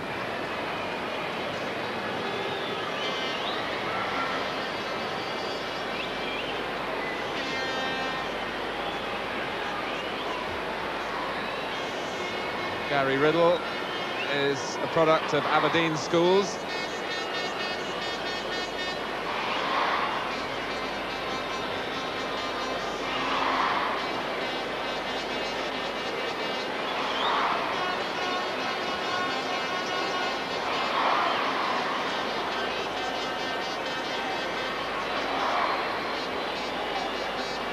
The scoreboard confirming to the crowd here of just over 61,000, but Gary Riddle is on for David Winnie, and Hector Winter looks across to see whether he's required as the replacement for Simon Ratcliffe, who is still badly shaken by that collision.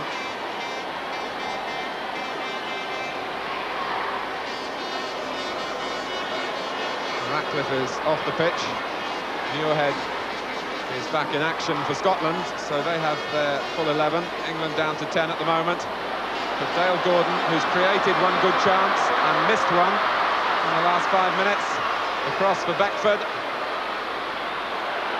Beckford again. It was Shepherd who hesitated, and Shepherd who recovered. Well, Scotland had all sorts of problems here. But the captain he really is playing a captain's role today. He's done a fabulous game for Scotland. Anthony Shepherd, and he was there to the rescue again. But Beckford always looking dangerous and is liable to nick one.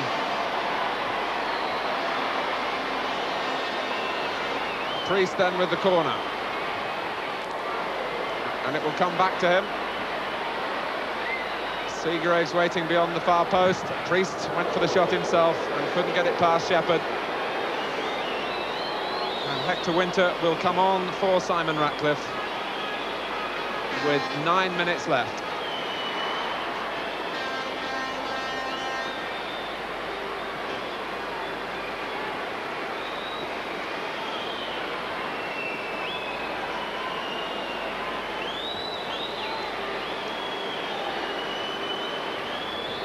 Priest.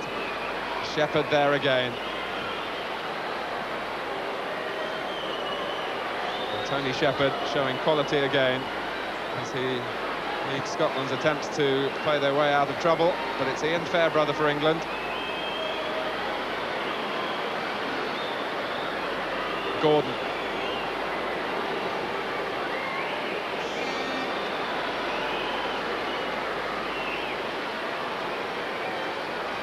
It's Scotland's throw. Hector Winter is on. I don't think the referee realised that Simon Ratcliffe was already off the field. And a stretcher being brought for the England captain.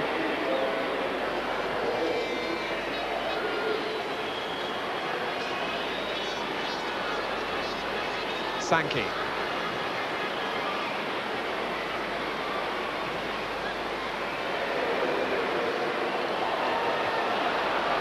Beckford unable to control. Robertson got it away from the danger area.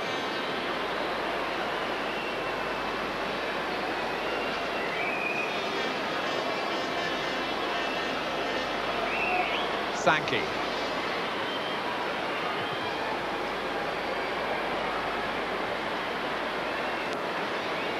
And Simon Ratcliffe, who took the full brunt of the collision with Lewis Muirhead and his own goalkeeper, goes back to the dressing room by stretcher. A tragic sight for England, but he's getting a marvellous ovation from the England supporters, who also are concentrating on the attempts of the players still on the field to score. And it was Shepherd who denied them again.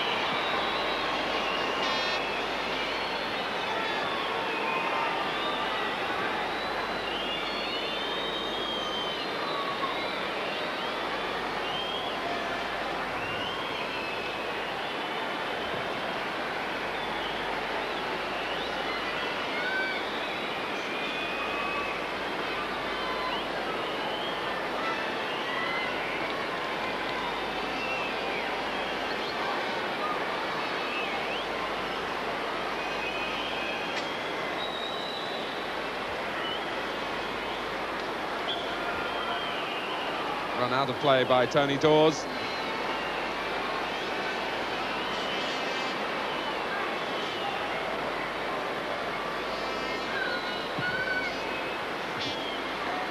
Winter with the header.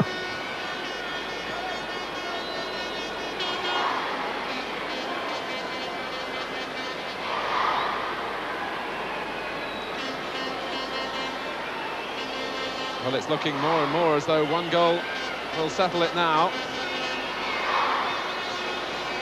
And there have been enough chances at both ends.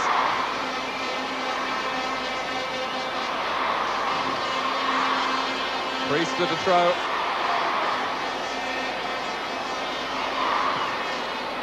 Dawes. But the first thing to go when you feel tired is your control on the ball. Well, it's very warm sitting up here in the commentary box, and so what it must be like for those young fellas down there on the pitch today. There's a lot of humidity, and I mean, the game has just sort of drifted away from them, hasn't it? You know, the passes have gone very sloppy. They've got nobody running. I mean, I think we're going to get another thunderstorm coming up as well, so let's hope that the game finishes before that arrives. But the crowd want to see them through these last few minutes, and obviously desperately determined to see a goal as well. And the support is memorable once again here at this Schoolboy International. Scotland make their second substitution.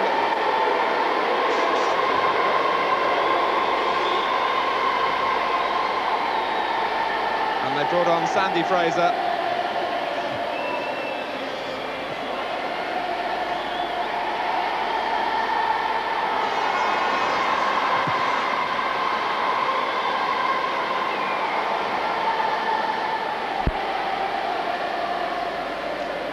Nelson getting a cautionary word again from the referee.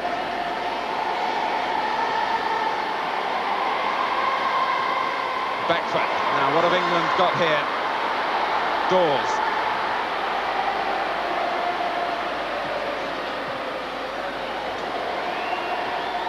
Away from Cameron. The header from Thomas for England. Ben Priest with a neat little pass for Dawes. Cross is a little too close to the goalkeeper, a little too far ahead for Beckford from the England point of view.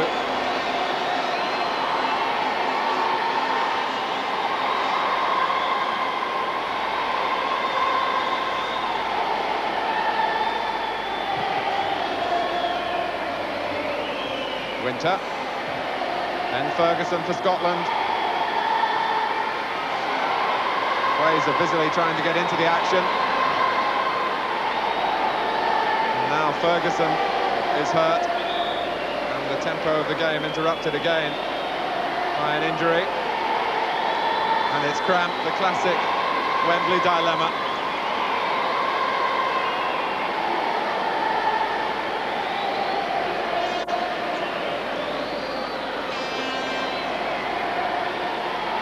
We've talked enough about the heat, but when you add to that the tension of playing in a Wembley occasion, really has been a testing afternoon for these players. Nelson again has had another rest.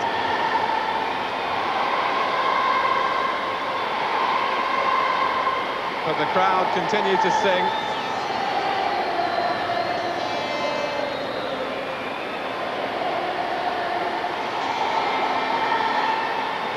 Michael Thomas is well aware that you've got to keep the muscles supple to avoid cramp.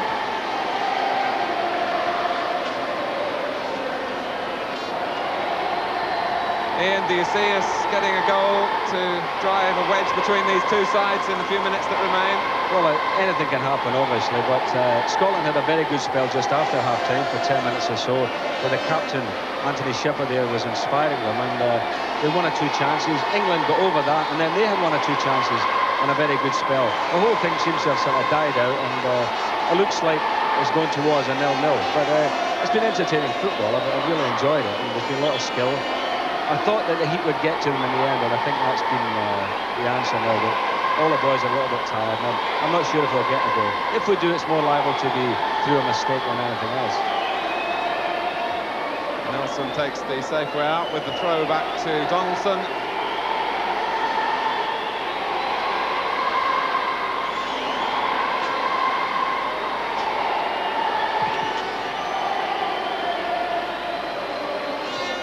Sankey, who's still got some running in his legs.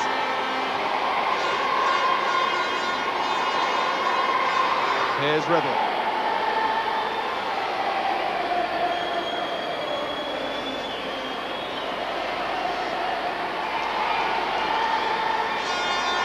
A free kick then to Scotland. They push 6 players in and around the penalty area. Shepherd.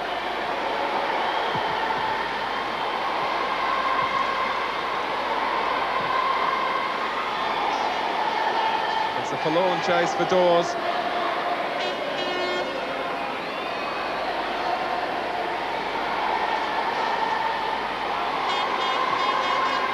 Sandy Fraser on for Maguire.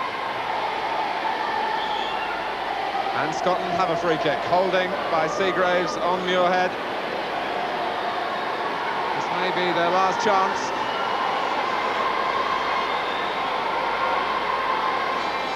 England setting 3 in the wall.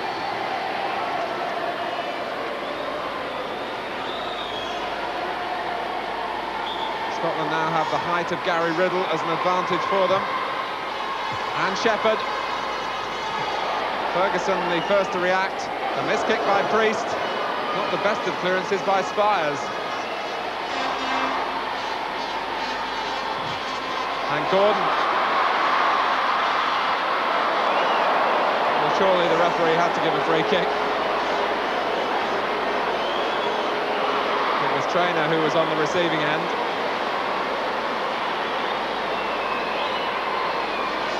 Gordon apologising, and once again this match has been played in the very best of spirits.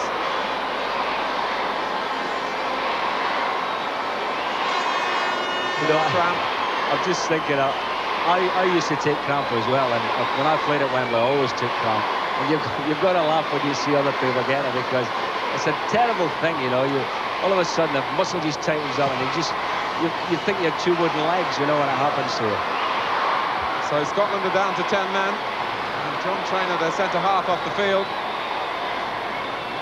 It's a question really of whether England have got the energy to muster another meaningful attack, but they've got the free kick. Gordon.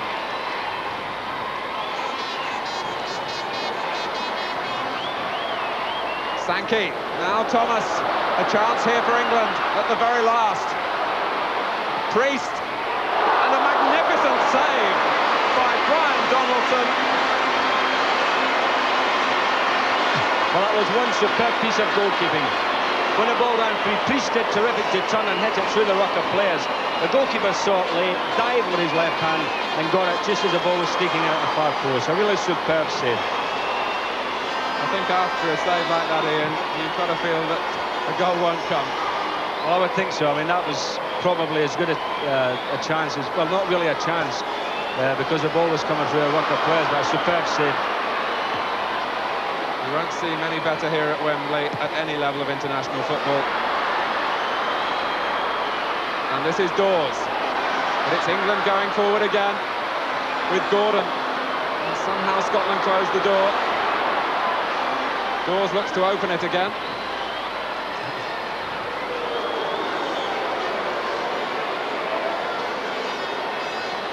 And this time it's Muirhead who needs the breather.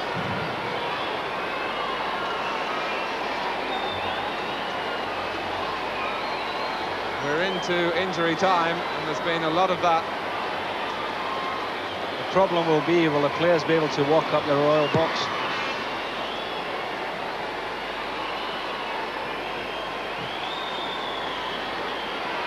Thomas.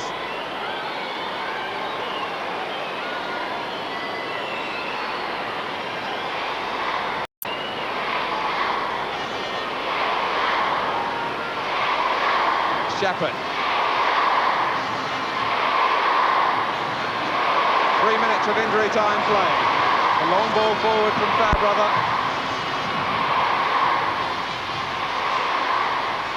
Gordon, past McGee. Still Dale Gordon. And Traynor just hacks it anywhere.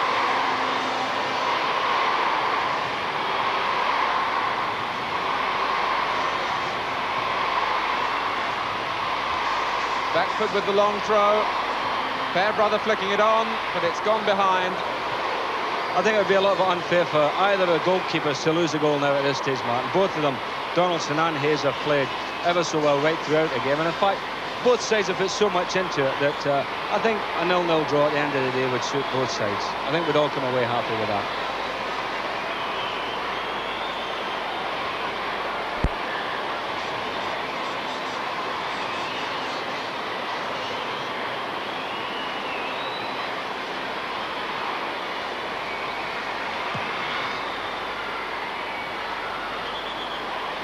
Pushed by Fairbrother.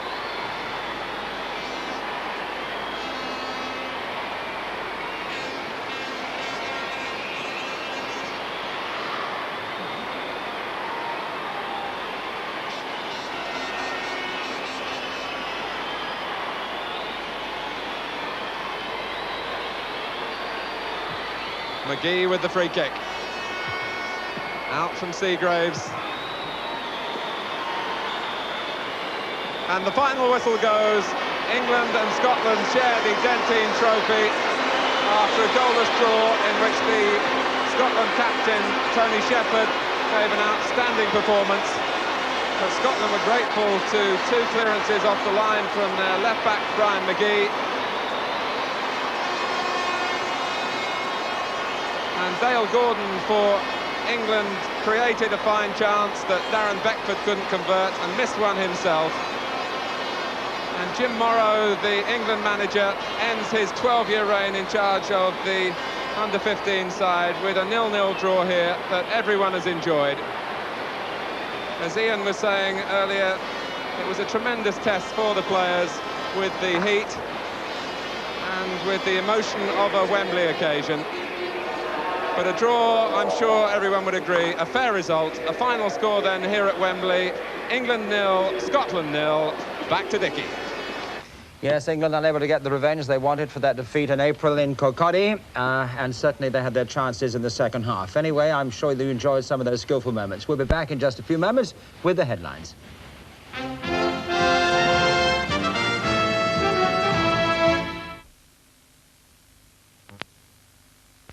They are back. The fabulous Harlem Globetrotters are back in Scotland. See them at Kelvin Hall, Glasgow on June 7th and 8th, and Meadowbank Stadium, Edinburgh on June 9th, 10th and 11th.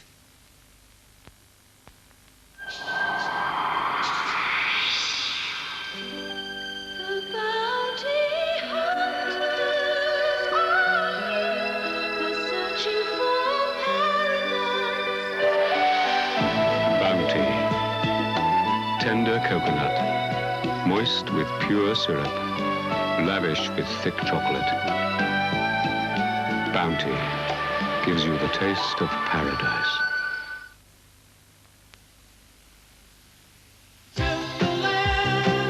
Timberland, the budget builders. Budget building Dulux emulsion. And stylish modern Nova Mura. Budget building Ronseal varnishes. Budget for this picnic chair. Or build yourself the Sky dining set or this Hirsch work grabber. Timberland, building in real choice, budget pricing for super value. Timberland, good to help you make it. When I was a lad, Mother was a dreary cook. Her string beans tasted of real string. Then one day she ran off with the coalman, left with a wedge of rubber on one of Mother's doorsteps. I was lucky to spot a forgotten jar of almonds. Quickly I mixed them up, and bingo! It was stupendous. I spread almonds on her carpet burgers. They were magic, and mixed with tuna, thick creamy almonds transformed the limpest cloth lettuce. Never again would her humble spud taste like it had a woolly on under its jacket. Almonds, don't save it for the salad. Oh, yeah? That's not bad for a sprout. Cup of coffee? I've just been talking to the new neighbour. You know, he's Swedish. Makes a great cup of coffee, though. Maxwell House? Yeah, of course. I was trying to explain to him why it tastes so special. All that fresh, natural coffee flavour, held in by the Maxwell House flavour lock. Had a bit of trouble with flavour locked, actually. Lustsmak. Pardon? It's Swedish for flavour locked. New Maxwell House, flavour locked. Naturally. They're great. They're great. The new Crispinaut ensures that Kellogg's Frosties have a really crisp sugar frosting.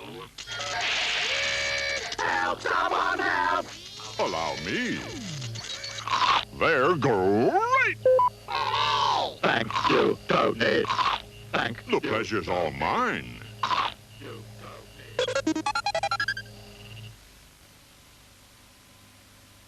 Saw, saw, saw, saw, saw, saw, saw. Saw, saw, saw, saw, saw. Ouch. There, there, there. Skip, skip, skip, skip, skip, skip, trip. There, there, there. Chop, chop, chop, chop, chop, chop, chop. Hurry! Elastoplast airstrip. There, there, there. When you're moving over to Austin Rover, better move over to Carmichael's for terrific buys throughout the range. Move over to Carmichael's now. Edinburgh, Falkirk, North Berwick and Stirling.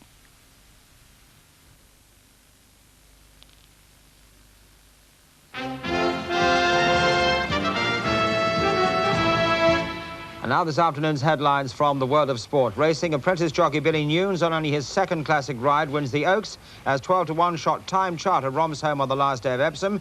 And Bruce Raymond rides 4 winners at Haydock. Tennis, Martina Navratilova wins the women's title in the French Open Championships in Paris.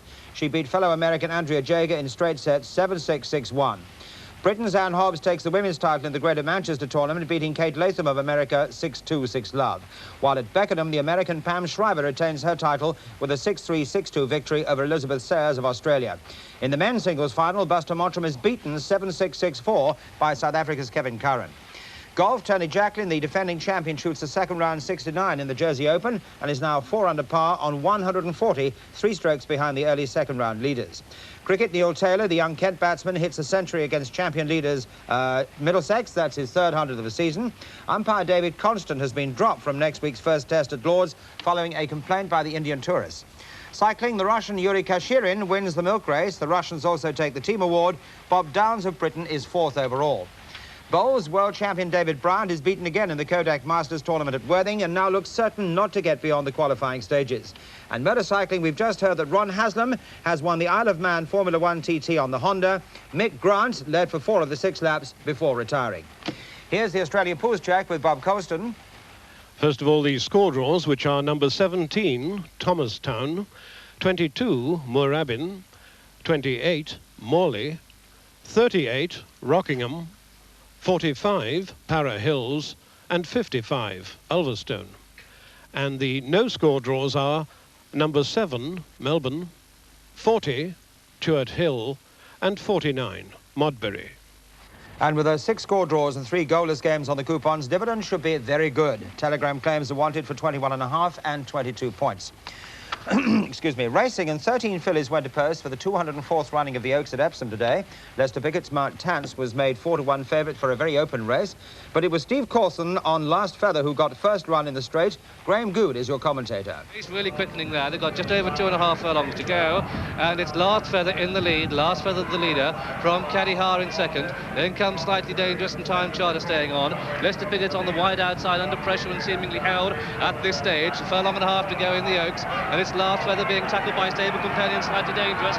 Slightly Dangerous in Last Feather, but Time Charter under Billy Newnes is coming with a strong run down the centre of the track. Zinzara is finishing fast behind his Awasif, and inside the final furlong, Time Charter, the first classic victory inside for Billy Newnes at the line. Time Charter the winner, Slightly Dangerous is second. Yes, Time Charter giving apprentice jockey Billy Newnes a fairy tale victory in only his 2nd classic ride, and also providing the trainer Henry Candy with his first classic success. The SP of that and some late other ones from John Tyrrell. 12, Time Charter, 12-to-1. 9, Slightly Dangerous, 10-to-1. 8, Last Feather, 11-to-2. 13 ran.